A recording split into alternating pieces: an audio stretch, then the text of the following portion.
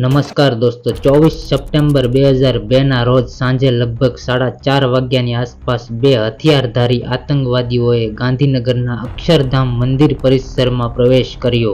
આ આતંકવાદીઓ સફેદ રંગની એમ્બેસેડર કારમાં આવ્યા હતા અને મંદિરના મુખ્ય દ્વાર તરફ ચાલવા લાગ્યા. તેઓએ ગ્રીન કલરના કપડાં પહેર્યા હતા અને હાથમાં ઓટોમેટિક રાઇફલ્સ અને ગ્રેનેડ જેવા હથિયારો હતા.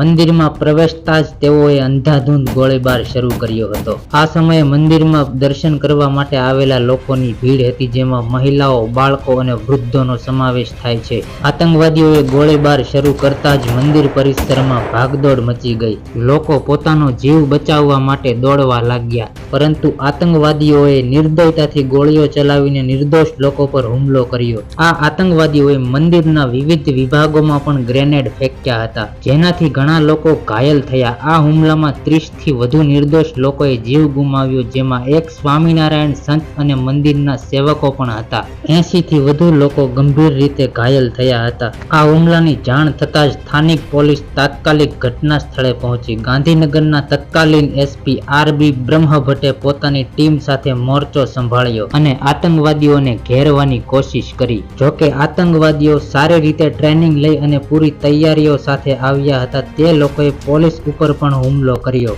આ સ્થિતિની ગંભીરતાને જોતા નેશનલ સિક્યુરિટી ગાર્ડ એનએસજીના કમાન્ડોને બોલાવવામાં આવ્યા. એનએસજી કમાન્ડોની ટીમ રાત્રે લગભગ 10:30 વાગે ગાંધીનગર પહોંચી અને તરત જ ઓપરેશન શરૂ કર્યું. લગભગ 12 કલાક સુધી ચાલેલી આ લડાઈમાં એનએસજી કમાન્ડોએ આતંકવાદીઓને ઠાર માર્યા અને આ ઓપરેશન દરમિયાન એક એનએસજી જવાન શહીદ પણ થયા હતા. 25 સપ્ટેમ્બર 2002 ના રોજ સવારે આ હુમલો સંપૂર્ણ રીતે ખતમ થયો.